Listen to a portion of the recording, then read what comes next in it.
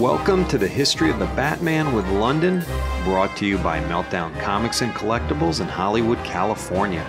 This is where we relive the defining moments of one of the most iconic figures in comic book art and literature, the Batman. My name is Adam Silverstein, and as always, I am joined by London.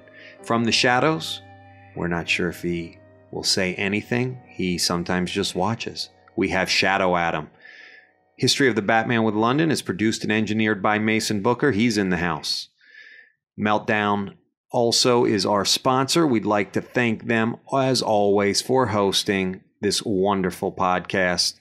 When you get a chance, and if you're ever in the neighborhood, please come to Meltdown and check out Meltdown University. This is a school at a comic book store. They teach you the skills to make comic books. Some of the current classes include creating comics, drawing comics for kids, and the art of inking. I know Photoshop is coming, so come and check it out before the classes fill up. Go to meltcomics.com. Also, I'd like to tell you quickly about the Meltthology. It's a monthly comics jam here at Meltdown every third Tuesday of the month. You show up at Meltdown, 7 p.m., draw a page of whatever you want. Any skill levels allowed. 9:30, they collect all the art and $3 for printing. And then when you come back the next month, guess what? You get a complete zine with everyone's contributions inside. There is no theme. So just come and draw, hang out, meet cool people. Anyway, we are now here today to talk Batman. As always, London, how you doing? I'm great. How are you doing? You know I'm good. So, Shadow Adam, are you around? I'm here today. Oh, there he is. Okay. Good. So we have a very good episode in store for you today, listeners. London, can you tell us what it is? Today we are going to talk about the character Barbara Gordon and her history as Batgirl and as Oracle and in the New 52 as Batgirl. And this session is because I had a few people reach out to me and request to learn more about Oracle and Batgirl. And so I thought... So you mean when actually people reach out to you, when you give the Instagram, the email and all that, yeah, you actually read that? I do. I read every reply, email, tweet, DM, everything. Oh. So don't be shy and reach out. And if you have an idea for an episode, I read all of them. And I have a master list of your guys' ideas for future episodes. So I want to thank George Blaze, who on Twitter is GTwit1138. Follow him. He requested to learn more about Oracle. And I got an email from Ron, who said he wanted an episode about the history of Batgirl. So I thought I would kind of go in the middle and talk about Barbara Gordon and her role as being the first, technically the first Batgirl. So thank you guys for reaching out and for listening. I really appreciate it. And like I said, anyone can reach out through email and anything, and I read all of the responses. So let's communicate. There you go. Communication is the key. Good to friendships and good for marriages and relationships. So these wonderful people that requested Barbara Gordon /Oracle /Batgirl, what are we going to do today with them? I mean, it sounds like a lot to go over. It is, but it's about 50 years or so of information. But we're going to go over the character briefly, Batgirl, before Barbara Gordon was created, and we're going to look at her debut on TV and then her debut into comics and the evolution of the character from becoming Batgirl and then retiring and then becoming the persona Oracle and her history with that. And then now in comics, she's back to being Batgirl. So we have lots of great, I think, comics and media to talk about. Now, I've caught on to a few things you've said. Technically, she was the first Batgirl. What does that mean? Was there someone else? Well, yeah. When Batgirl first was created, it was in the early 60s, and it wasn't Barbara Gordon. It was another person. It was Betty Kane. And Batgirl was kind of reinvented for the live action 66 show, and Barbara Gordon was introduced, and she replaced technically the first Batgirl for a whole different character. And so there have been a few Batgirls within all of Batman mythos, which I'm sure for a future episode we'll just talk about Batgirl, just that persona in general. But I think the most recognizable Batgirl arguably is Barbara Gordon. I've already learned something, because I always thought that Barbara Gordon was the first Batgirl, but now I am learning that she is not.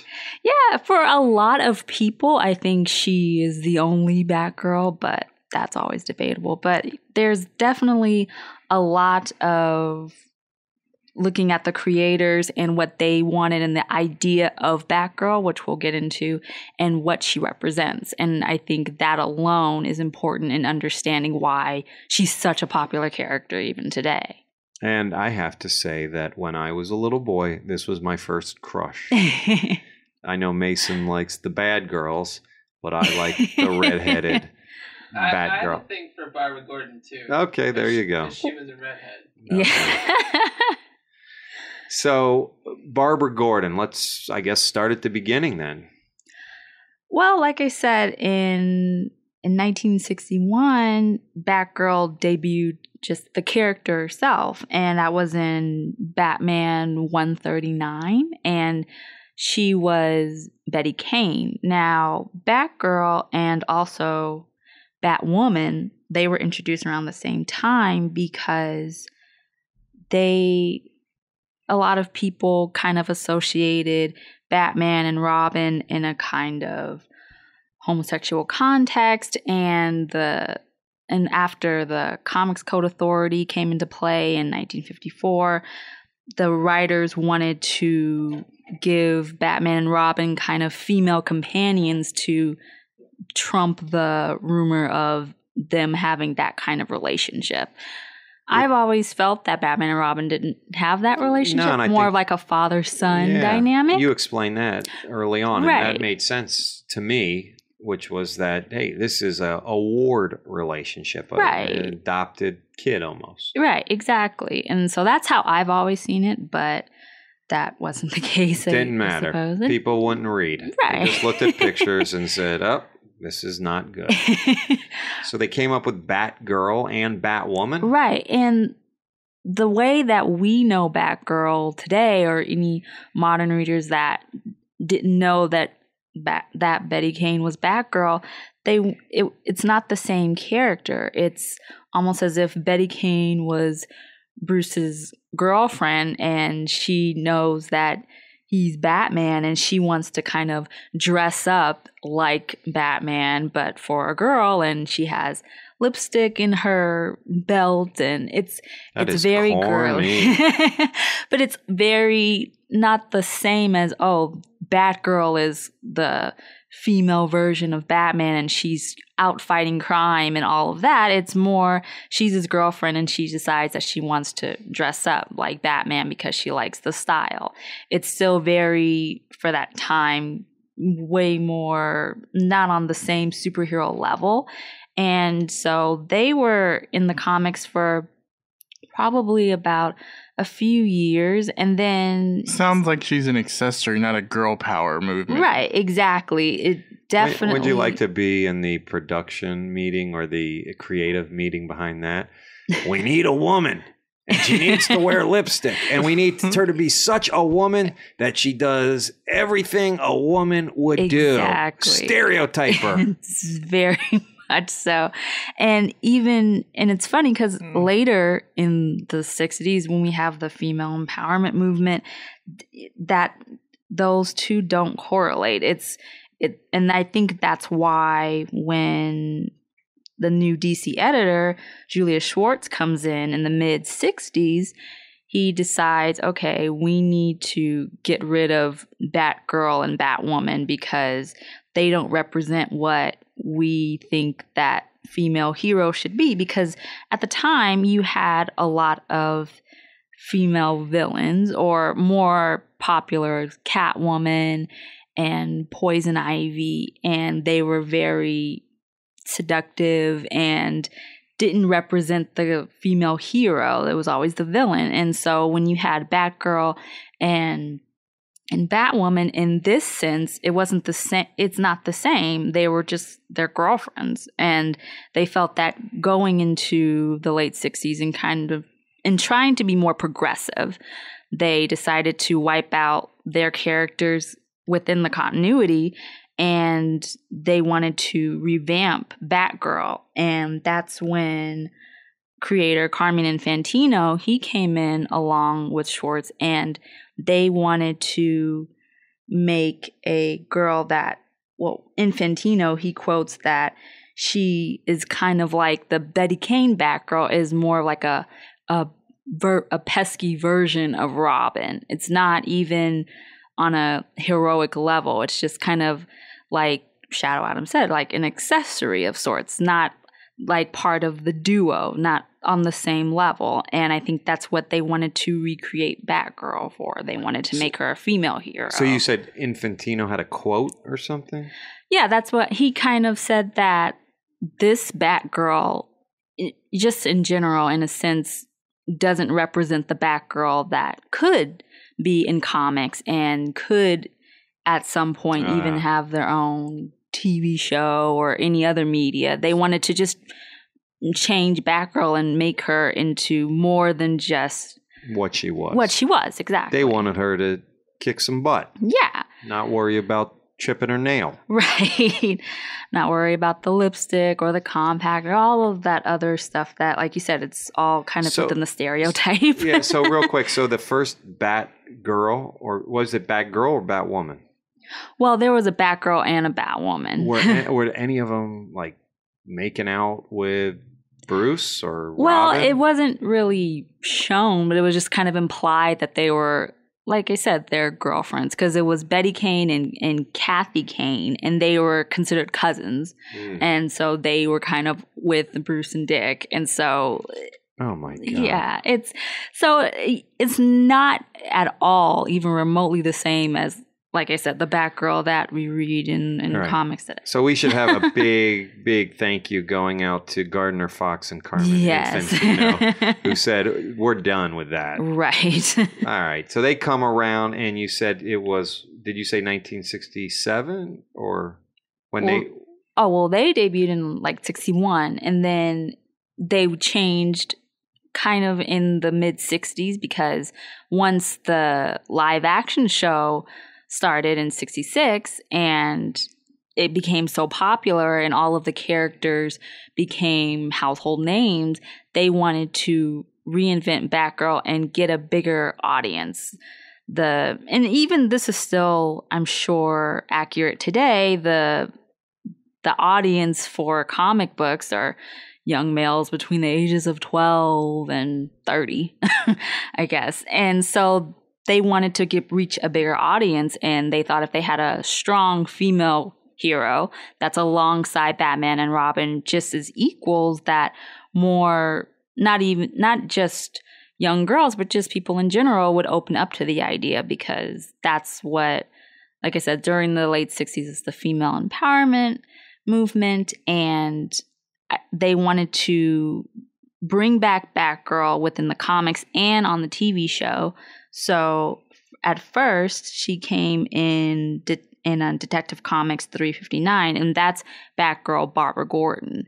And she was established as Commissioner Gordon's daughter. And what I loved about this issue is they play on a lot of kind of what Betty King didn't represent. Barbara, she is a librarian, and she has a PhD in library studies, and she is inspired by what Batman and Robin do, and she creates her own costume, and she goes out, and the first thing she does is at a charity ball, she fights off Killer Moth, who is crashing the party where her father is at. And it's much different than even when she first goes out and like the first on the splash page and the panel, and she's fighting just the same as Robin and Batman, and they even say, wow, who's this? And it's definitely not the same as the Betty Kane Batgirl before. And so this debut is supposed to coincide with her television debut, but you see in the comic that once she fights off Killer Moth, then she's like, oh, I should be with you guys and I should help. Batman and Robin, they literally say, you can't because you're a girl. It's not even sugar-coated or anything. But she responds and says, so what? And she goes and she still helps them. And in the end, they kind of, in a way, respect her. And I think that aspect you didn't see with the Betty Kane Batgirl. You didn't see the respect of helping them fight crime and getting them out of traps and all of that stuff that Batman and Robin do as a dynamic duo. And then now you have this other hero who is smart and aesthetically pleasing too. And most of all, she's a woman. And at the time, like I said, you had Catwoman and you had Poison Ivy.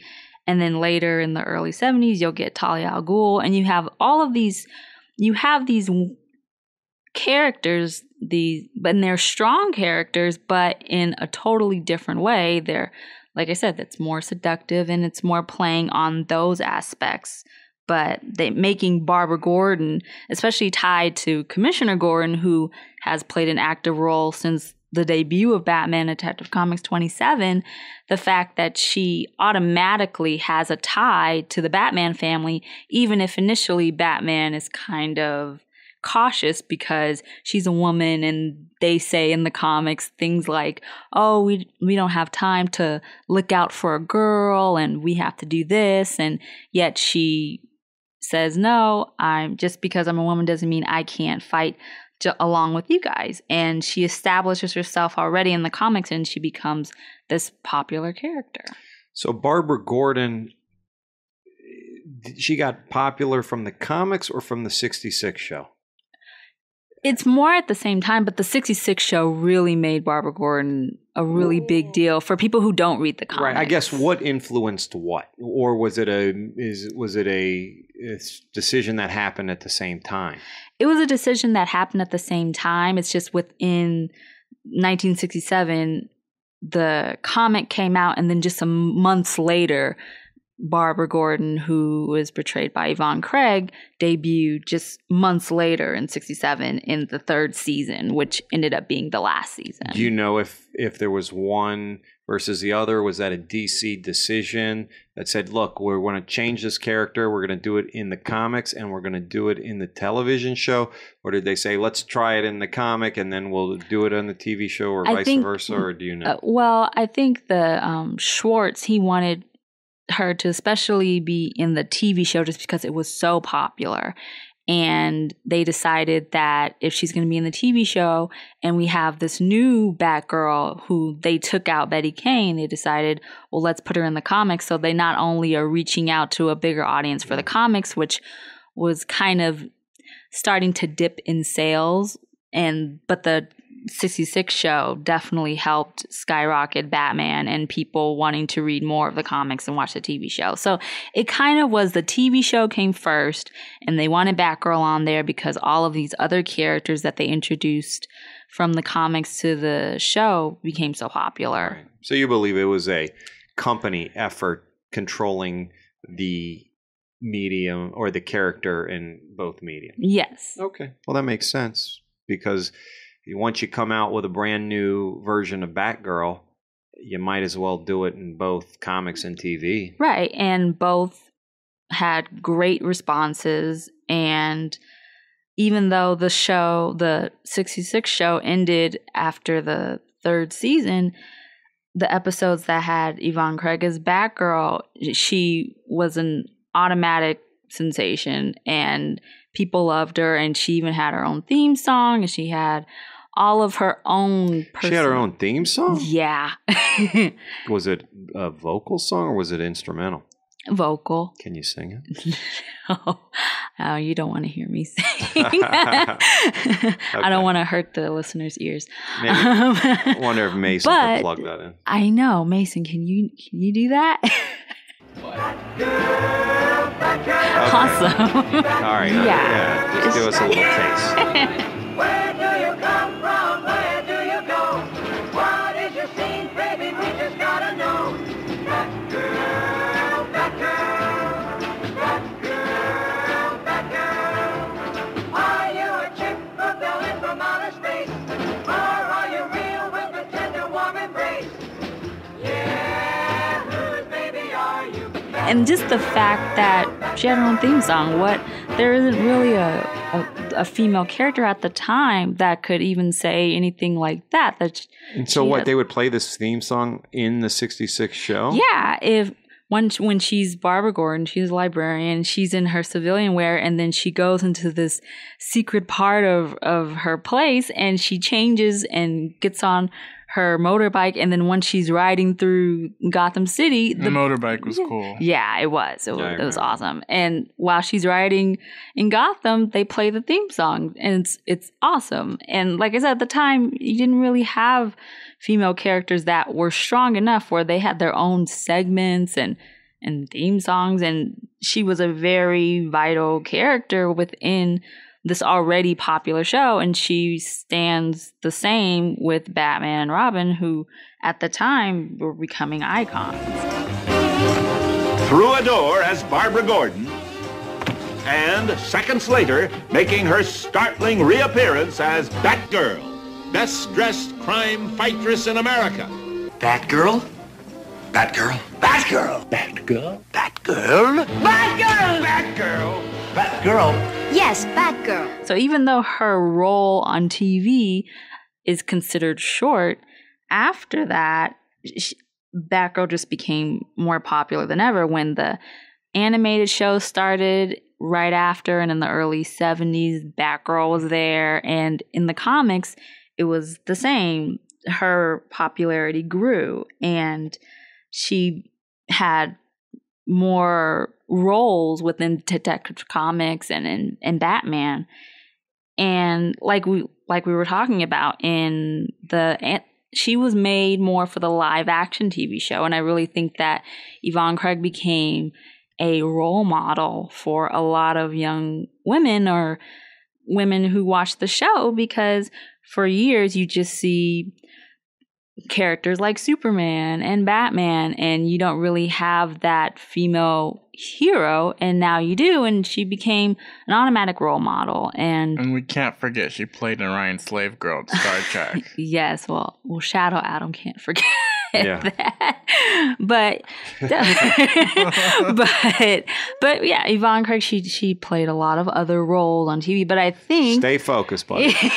But I do think that Batgirl's probably the role she's most known for, and I guess now that we're talking about her, she passed away recently from cancer, and for me that was really a tragic thing, because the first Batman that I was introduced to was a 66 show. I watched the reruns with my dad, and she was the first kind of female hero I saw, and I'm like, oh, she's so cool, and she's smart, and she's pretty, and she fights crime just like Batman. I thought she was awesome, and so I've always admired Yvonne Craig's Batgirl, and it made me want to read the actual comics.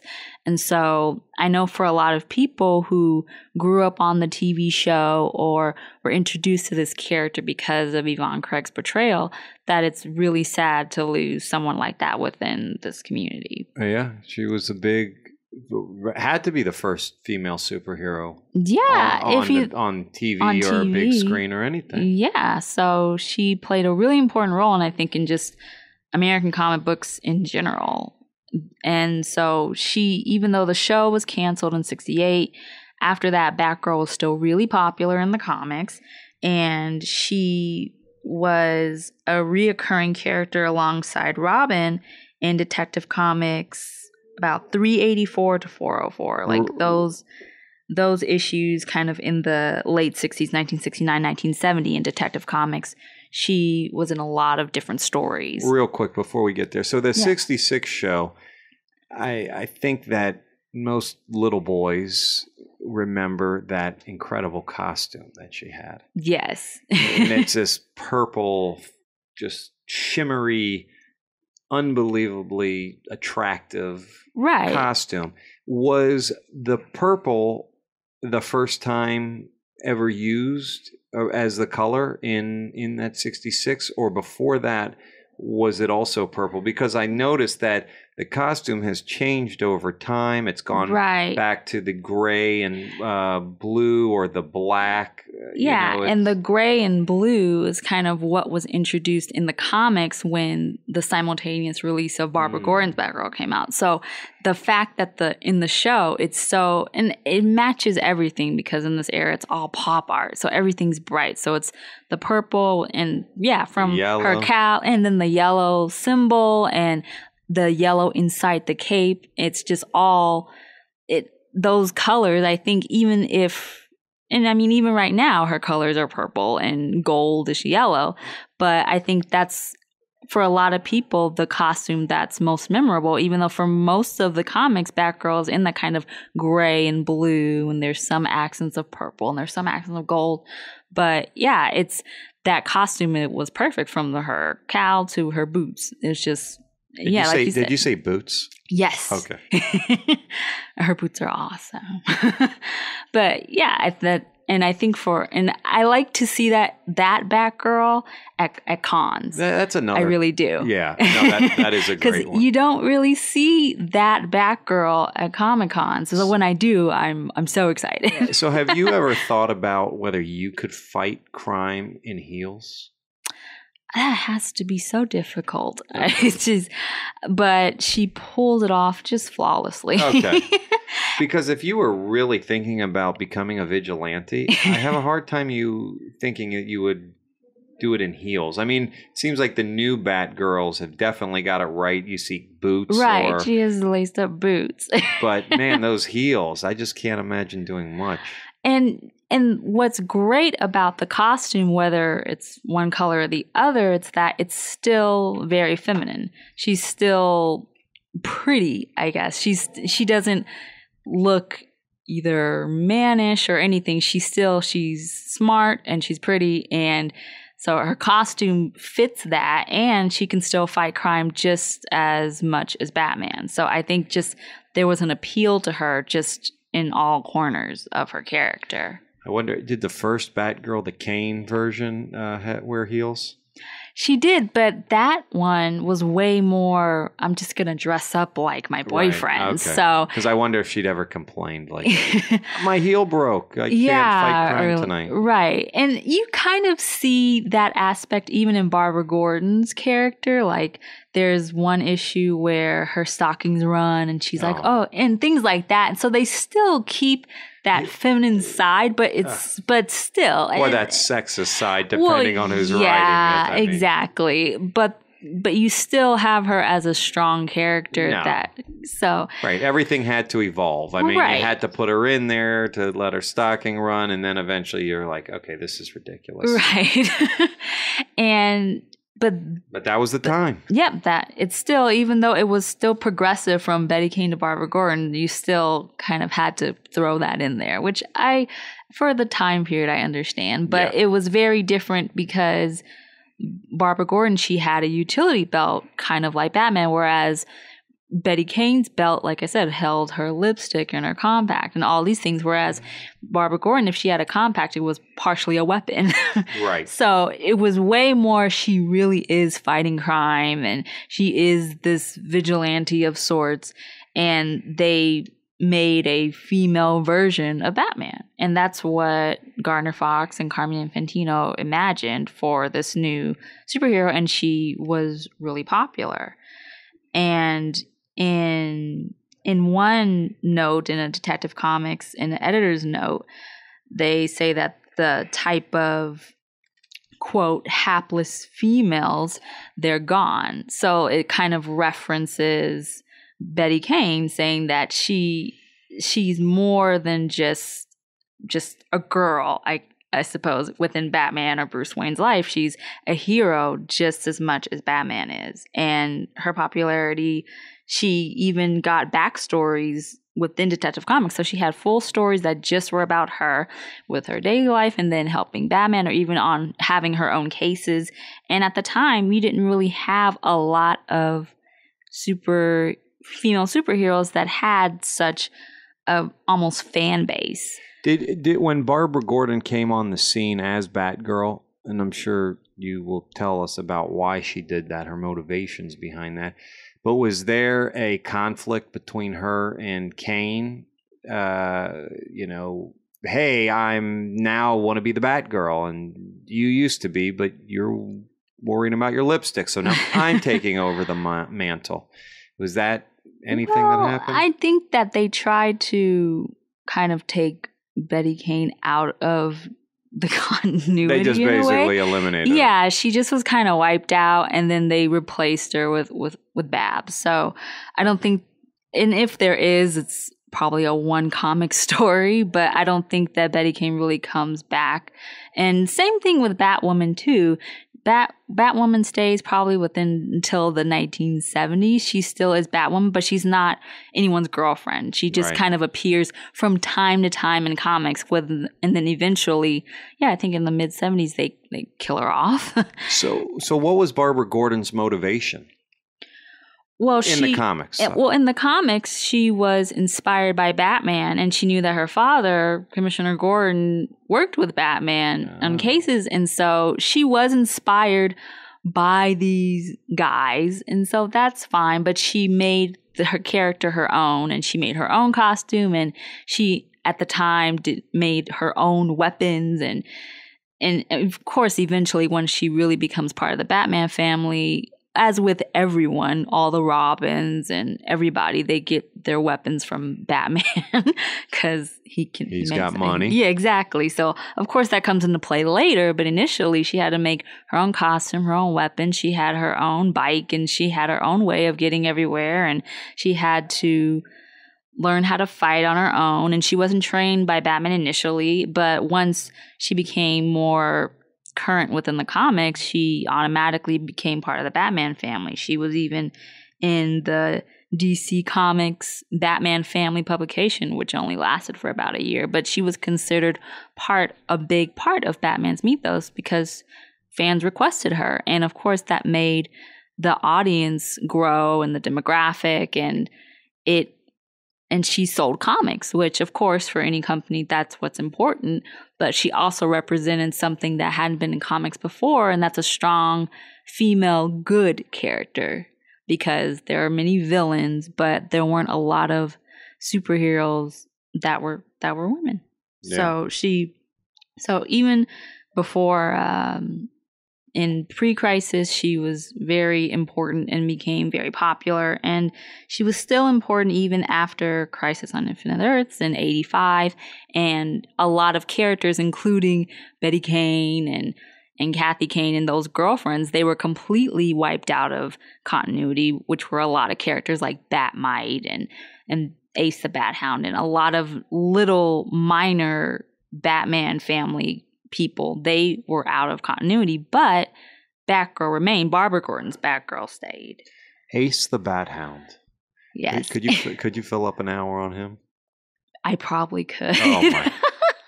That is crazy. I like Ace the Bat Hound, actually. All right, well, that's I know a lot of people are like, no, Damien's dog Titus, he's the one. But no, I like Bat Hound. There's a battle of the better dog in the Batman world. Yeah, man.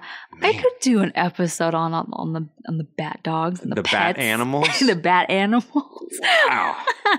Once again, I continually am amazed at how much stuff there is and how much you've read.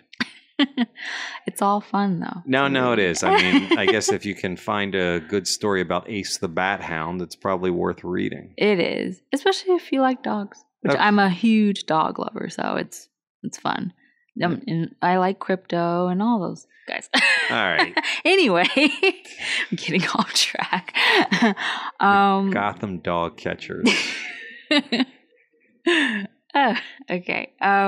So Batgirl, Barbara Gordon, they kept her within continuity once post-crisis came, and she had... And this is and for those who don't know, the pre-crisis, post-crisis, you're talking about it's a story device used to restructure the universe in order to tell new and fresh and exciting stories. Exactly. So they essentially start over the continuity. Yes, and for movie fans that are superhero movie fans, it's a reboot essentially.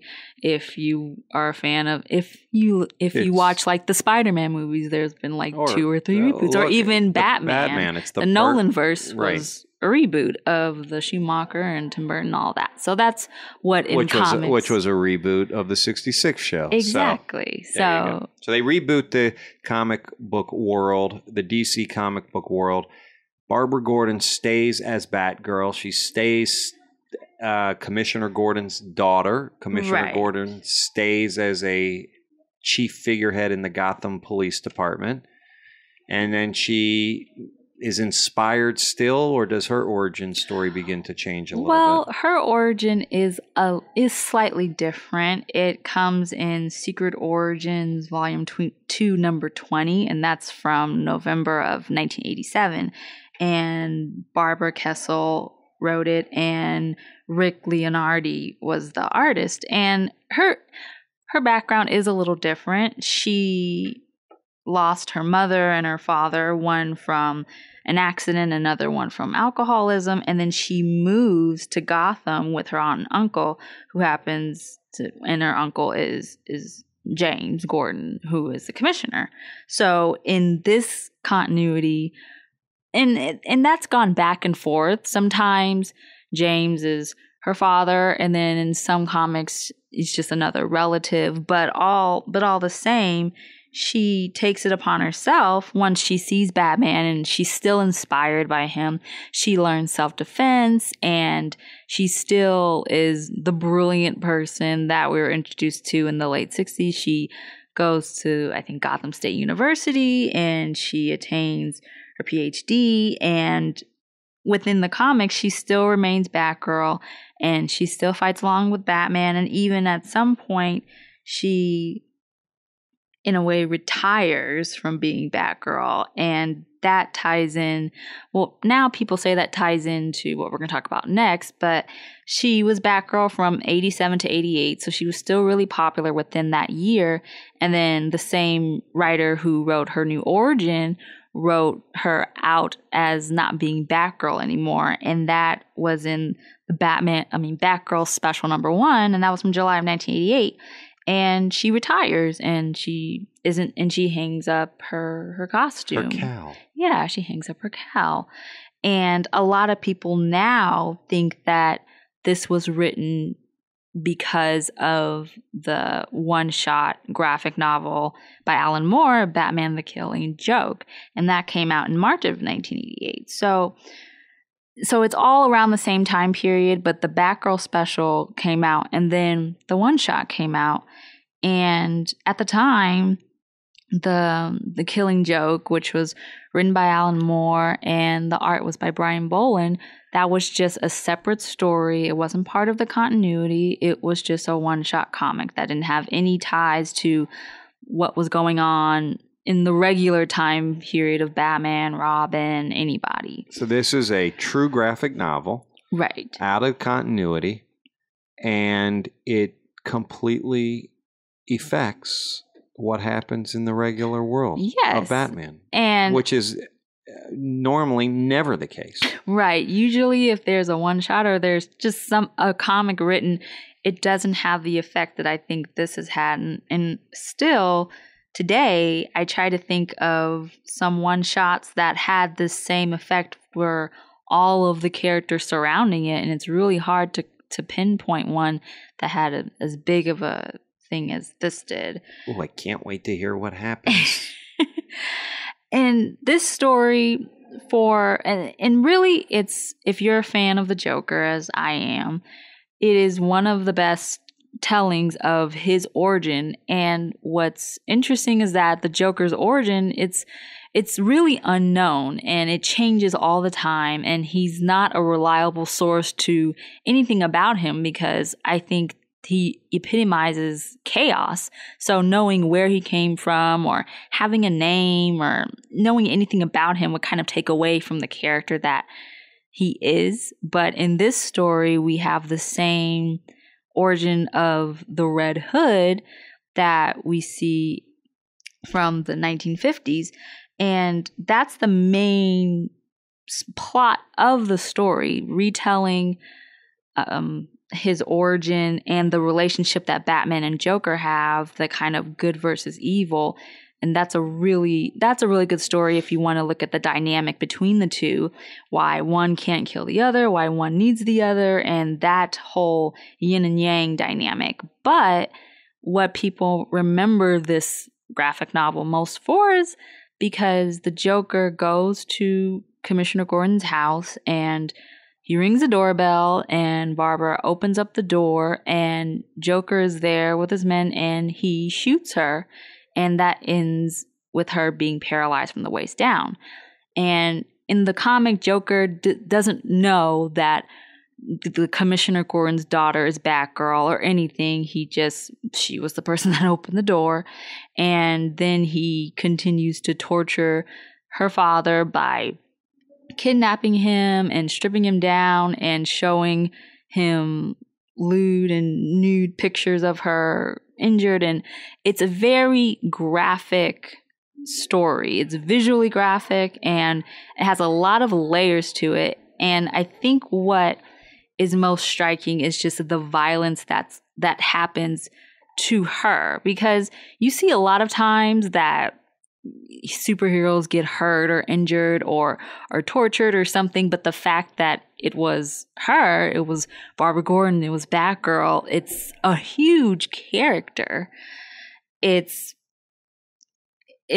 was just jarring to see that she was injured in this way, and especially by the Joker, and what that meant for Batman and what that meant for her father and everything. And I think it's crazy how not only that, but I'm still can't get over the fact that this is a one-shot that then had such an effect, as you said, not only on the readers, but it obviously had an effect on the publishing company, on DC, because they said, we're going to incorporate this. Right. It was a very popular book and it sold so many copies, and people responded both negatively and in a way they loved the story or they hated it. And what is, I think even today when people discuss it, what the main problem is, well, there's two, I suppose. You can look at it in a way that this huge female superhero that's so popular that did her own thing, and she stands tall with Batman and Robin, two of the most well-known DC Comics heroes, is taken down by Joker in this way, and she can't be Batgirl anymore. And you didn't really have this type of character. So the fact that she can't be Batgirl anymore because of this incident, and like I said, the story is a Joker story. It's an origin story. It's a Batman-Joker dynamic story. It's not a Barbara Gordon is shot and paralyzed story. That's not so she was a plot device in a sense.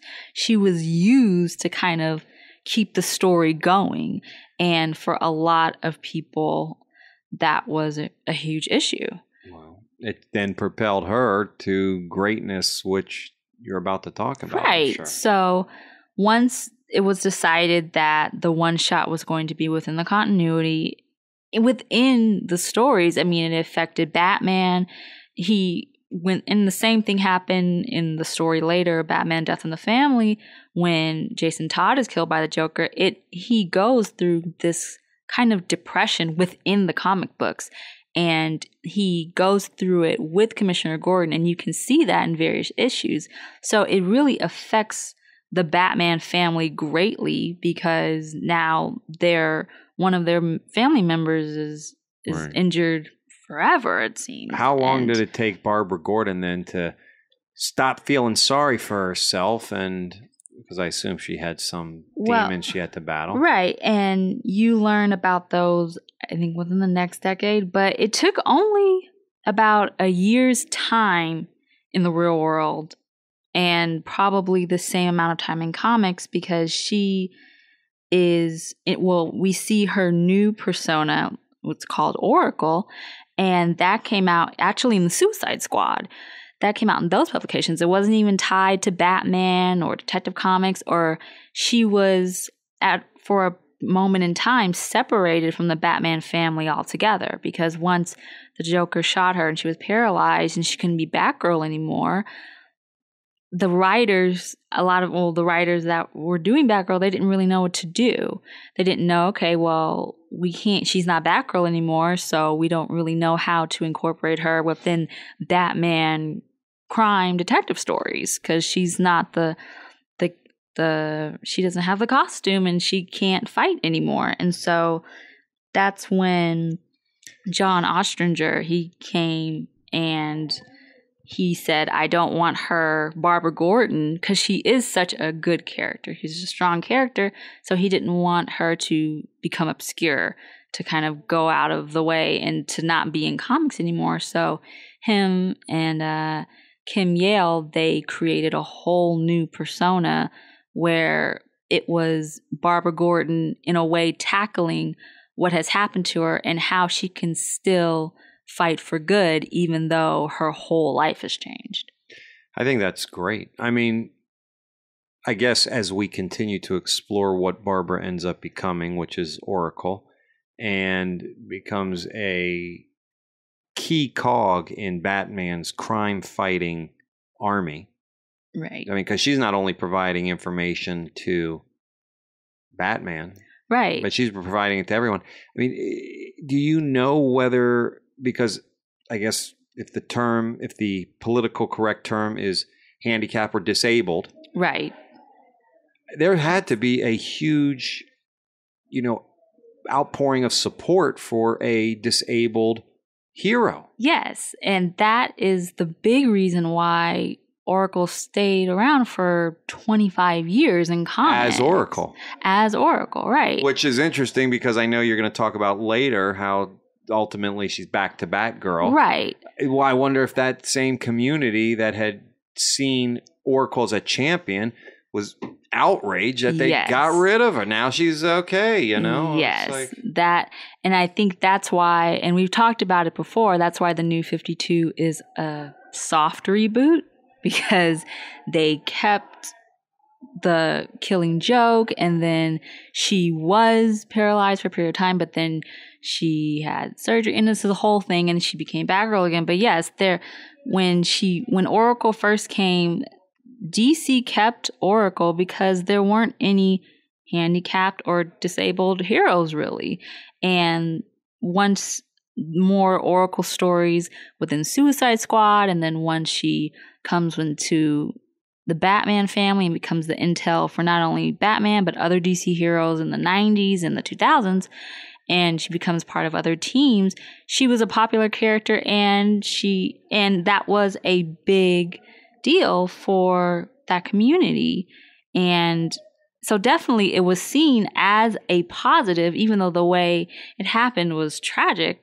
But the fact that Oracle is a disabled hero, yet she's so important to the DC universe eventually, that's the reason why she stayed around for over 20 years, and she's still a strong female hero. It's just she's still Batgirl, but just in a different persona. Right. And to kind of time jump to her not being Oracle anymore, now becoming Batgirl again in the New 52, right? Because that's where it happens. Yeah.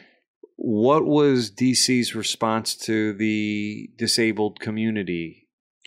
Did they have one? Well, I think that's why they incorporated the soft reboot. So it wasn't just they redid her origin and none of her being disabled and any of that didn't happen. So they kept that in there. And I think they say she just magically healed.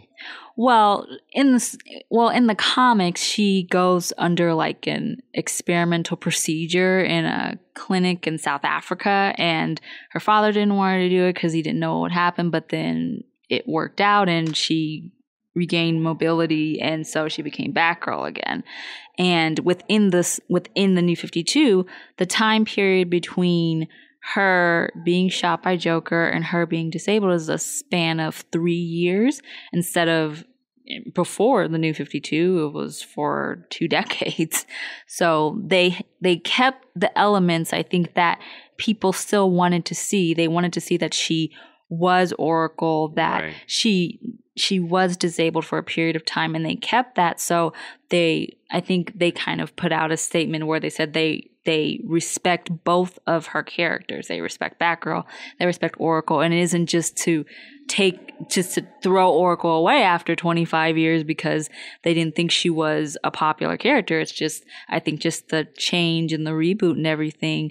They wanted to bring back, I think, the most popular Batgirl. Right.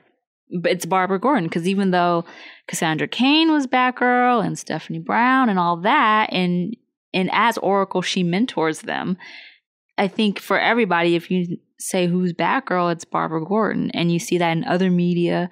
In the 90s, the Batman animated series and the new Batman Adventures, you have Batgirl, Barbara Gordon. And in the Batman and Robin movie, the live action in 97, you have Alicia Silverstone. And her background's a little different, but she becomes Batgirl and it's Barbara Gordon.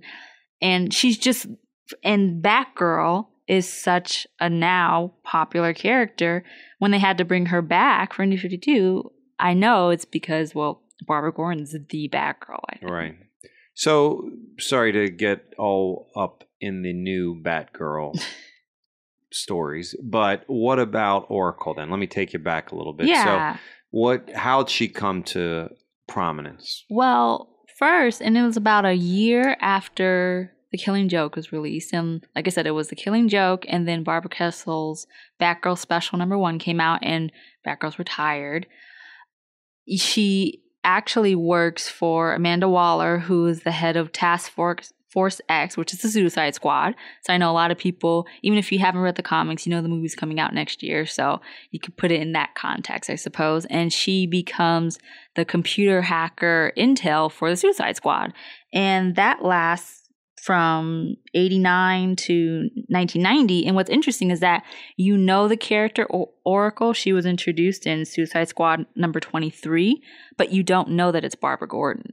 You don't learn that for a whole year, and she is in the comics throughout from 89 to 90, and then in Suicide Squad 38, you find out that Barbara Gordon is Oracle. That must have been a cool reveal. Yeah, because you didn't know who was the person behind the computer hacking, and she's brilliant, and you don't really know anything about her, but then you get the reveal that it's Barbara Gordon. So now, for a lot of people, that was like, oh, it's Batgirl, but now she's someone else, and she's awesome. I think it's for that year that even though we didn't know it was Barbara Gordon, people who were reading Suicide Squad and saw this character, they're like, that's a really powerful character. And then you learn that it's Barbara Gordon, who is already a strong person within the DC universe. So DC or Batman stories seem to have a good way of, hinting at a character and who it might be. I mean, obviously they did it with Jason Todd.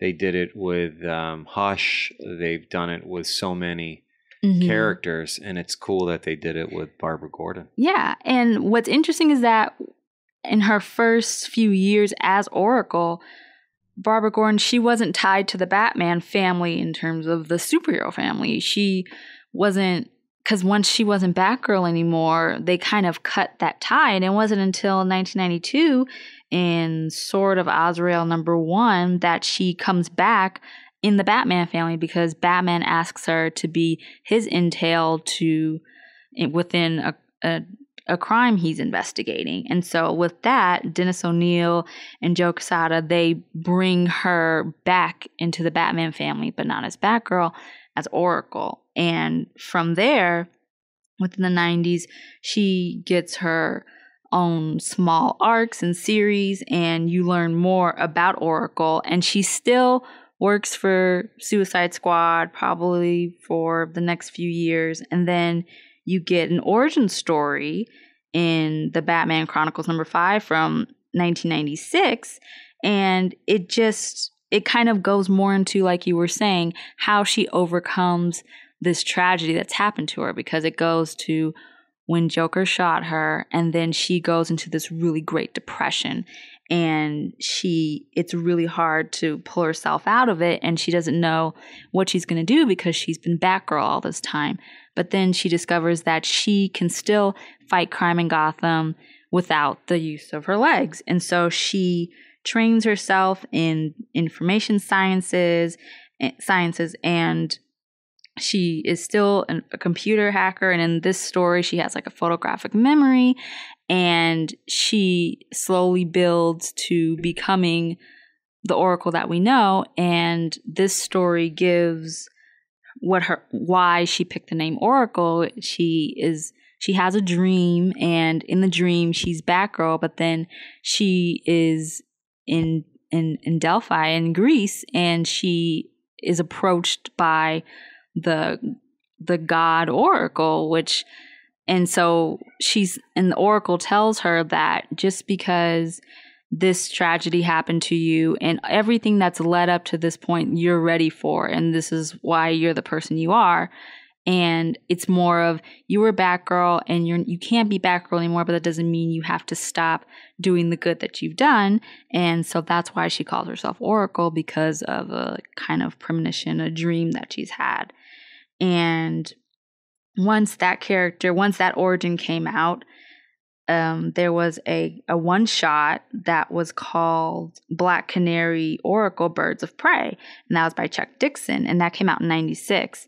And it was Oracle, Barbara Gordon, paired with Black Canary, Dinah Lance, and they solve a crime together. And that book was so popular, people liked them being paired together, that a whole publication came out called Birds of Prey, that the first 50, 60 issues was by Chuck Dixon and Jordan B. Gorfinkel. And then, as I think more popular now, the leading issues from like number 58 to 108, Gail Simone comes on as the writer for Birds of Prey. They also had Ed Benes, I think. I don't know. Oh, yes. As the artist. The artist, yes. And I will tell you, his art, it was so amazing. Yes. And it actually brought me back to DC. I had not read DC Comics for years.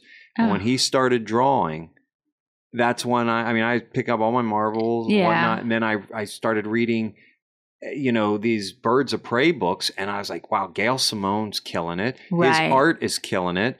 This is amazing. It got me all into the whole DC world again. Right. And it was Birds of Prey. And it's Birds of Prey, which that's the thing.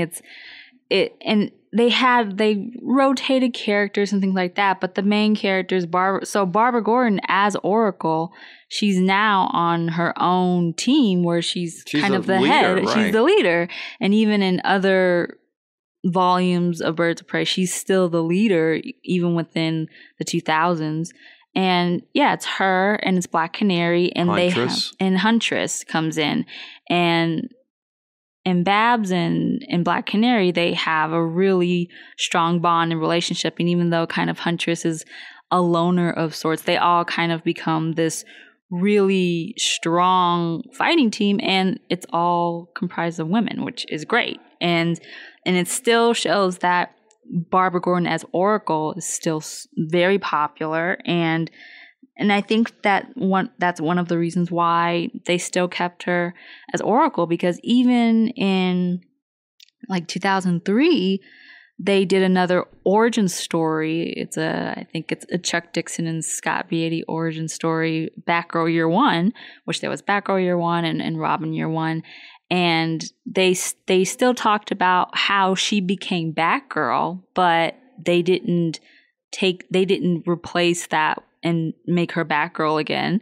They kept Cassandra Cain as Batgirl for a period of time, and Oracle was still a strong character, and she did Birds of Prey. And what's great is that even for a period of time when she wasn't working with Batman or the Batman family, if she wasn't in Gotham, they were in Metropolis, and she helped other DC heroes with her computer hacking and her intel and all of that. And so she was not only just part of that team, she was important to the whole DC universe in a sense. And I think that's one of the reasons why she stayed around for so long. And like we said, there weren't any other disabled heroes within the DC universe. So the fact that is the case and she's still so popular, she stayed around until the New 52 came. Wow. Yeah, I mean, it is a nice thing to have, whether you're Batman or Black Canary or any hero, and you're out in the middle of the field.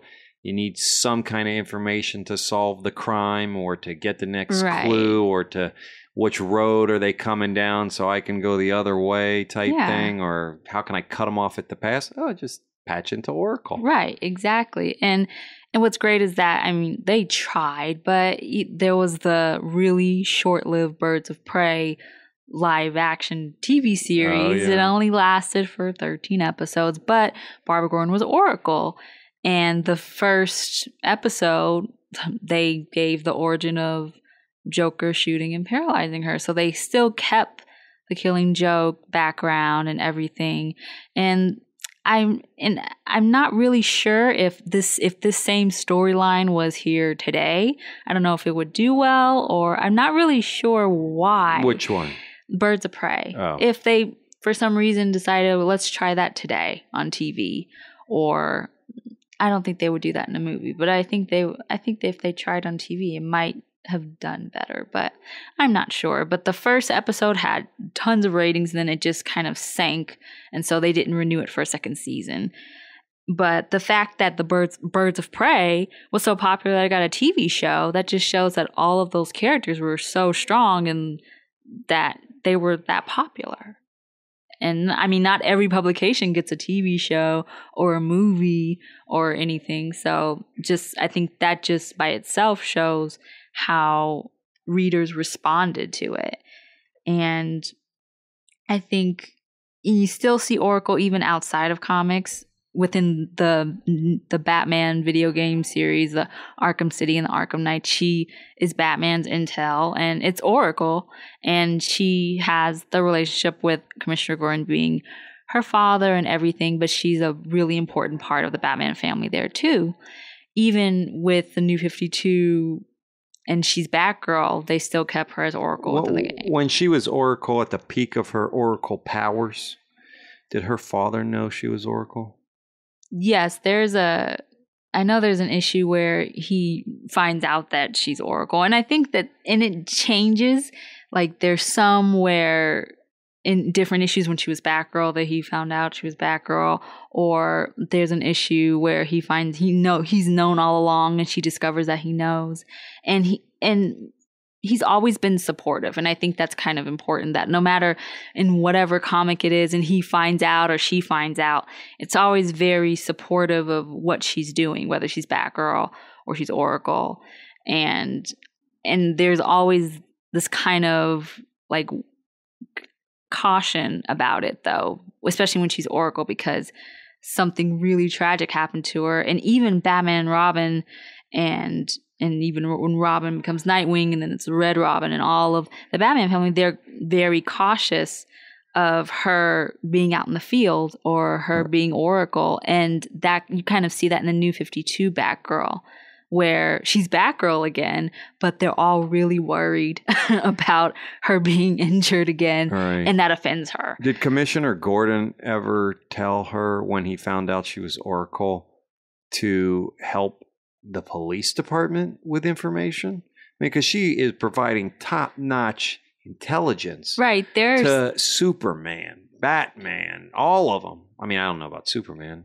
Well, yeah. Okay, so she did. So, I mean, I would think that her father would say, look, what are you doing? I mean, I love that you're helping Batman. I help him too. But you got to help us. Help our police department. Help me find the crooked cops. Help me do something. And I know it's in Batgirl Year One, and in other stories, they say that she first was interested in doing law enforcement, that she started or wanted to become Batgirl to help the police. So I think that as a father, I think Commissioner Gordon in a way didn't want her to help that with him, but he was okay with her being with Batman because I think he trusts Batman. And so if there's ever a story where something happens to her, of course he always blames him because like you're supposed to be protecting her. And there's always this kind of they kind of worry about her ever since The Killing Joke. In a lot of stories you kind of see the Batman family and Gordon and everyone kind of cautious in a way, but then she's like, I can take care of myself, I'm okay, whether she's Oracle or she's Batgirl. So she's been Batgirl and she's been Oracle, and just as a whole she's just such a very strong character. And there are a lot of different there's a lot of different female superheroes, but over the last almost 50 years, Batgirl or Barbara Gordon, she has represented the strong female character that I think a lot of comic books need. I think for a lot of readers, that's important to have not just diversity, but just to have more than just the same kind of archetype of a superhero. It's all more progressive, and Batgirl it's Batgirl. I think even if you don't read comics or you're not really into it, when you hear Batgirl, you know Batgirl is, and a lot of times it's linked to Barbara Gordon. Because unless you're reading the comics, you don't know Cassandra Cain and you don't know Stephanie Brown and those characters who are both strong female heroes as well. But for Batgirl, who's iconic, I think the Batgirl will probably always be Barbara Gordon. And in fact, they brought her back. Right. And that comic right now is one of my favorites. And it's because when New 52 started and it was Batgirl, Gail Simone wrote for the first 34 issues. And then the new creative team of Cameron Stewart and Brendan Fletcher and Babs Tarr, who does the art, it's so fun. I think it's what I always kind of wanted to see Batgirl like, because even though she's always young in the comics, and yet a lot of times her stories are kind of dark, and she's kind of aligned with Batman, who's really dark. And a lot of the stories, they aren't kind of showing who she is just in her regular civilian time, when she's a young girl that goes to school and she has friends and she has real life problems and everything that I think kind of young women or even women that are my age, I really like this type of Batgirl. And I think we'll always go back to when they were doing variant covers this year for the Joker 75th anniversary, and Joker was on 25 different covers in the publications. And Raphael Albuquerque, he did a variant cover, and it paid homage to The Killing Joke, and people responded negatively to it because it seemed too dark for the type of Batgirl that's represented in comics now. And there was such a negative response to the artist and to DC that they pulled the cover and they did another one. And I think that's still kind of like a hot topic issue. People think that they shouldn't have pulled it because it's celebrating Joker. And that story now, that was initially just a one shot, just a regular story, is now one of Joker's most known stories. It's so important to the continuity of Batgirl and to the whole Batman family, and as a whole, just to the DC universe. It's just interesting to see how it's been seen as something so horrible that you can't even reference it back, because this Batgirl is so bright and lighthearted and fun. And Gail Simone, even though her Batgirl stories are amazing, I love her writing and I loved in Birds of Prey, it was kind of dark. And especially when you have stories like tie-ins for Death of the Family and all of that, and they still kept the Killing Joke reference there too. I think Batgirl, no matter if she has darker stories or if they kind of keep the same momentum, that I think they're going to keep Batgirl. I don't know if they'll ever go back to Oracle or if they'll bring in someone else to be Oracle or anything like that. I don't know if they'll try to resurrect that character in a different way. But it would be interesting, I think, to see an Oracle now within the New 52 if they ever wanted to expand upon that, or if that's just for Barbara Gordon. She's the only Oracle that Right. DC would want. I'm not really sure. That's for the creative teams to decide. But both characters are equally important to really understanding why Barbara Gordon, I think, is one of the most popular characters. Yeah. Yeah. I mean, she's done it for women. She brought the, women's rights, women's power, women's equality by starting as pretty much the first hero on screen. Right. Yes. She has been a champion for the disabled community. Yes. I agree. I think that she is really a powerful piece to the Batman history, and she's a powerful piece to women in comics and women enjoying comics and women feeling a part of comics. So she's definitely a character to be celebrated. Right. And as you said, she kind of initiated everything with the 66 show and debuting in Detective Comics in the late 60s. She was the first really to do that. And so whether she's Batgirl or she's Oracle or whatever they make her next, she'll always be that. I think she'll always be the Batgirl, and she'll be just a really important person in understanding just the Batman family. Well, there you have it. If there's any other questions that anyone else has regards to Barbara Gordon, how can they get in touch with you? You can always email me at historyofthebatman@gmail.com, whether you want to add more about Batgirl and Oracle and her role in DC, or if you have any just comments, or just if you have an idea for an episode, anything. Like I said, I read every message. You can reach me on Instagram at instagram.com/historyofthebatman, on Twitter at twitter.com/histofthebatman, on Tumblr at historyofthebatman.tumblr.com, and on Facebook at facebook.com/historyofthebatman. I read every post and tweet and email, so reach out to me at historyofthebatman@gmail.com. That sounds great. Now, Londyn, a couple weeks ago, we had a contest for Loot Crate where Yes. they were nice enough to offer a 3-month free subscription to one of our lucky listeners, and you had a listener actually respond with a correct answer. Yes. Multiple correct answers, but this was the first. Yes, and I first want to say thank you to everyone who emailed an answer and participated, because you guys are listeners and you're awesome. So I thank you guys. And yes, there was the person who sent the first correct answer, and that's Gomez Gilberto. And I have emailed him, and he is the winner of 3 months subscription to Loot Crate. So that's awesome. So congratulations, and thank you for listening, and thank you for emailing the answer, and you're awesome. There you thank go. you so much. And if you want to check out Loot Crate on your own, go to lootcrate.com, enter Meltdown in the promotional code box, get $3 off your Loot Crate. Also, I'd like to shout out comicsfix.com.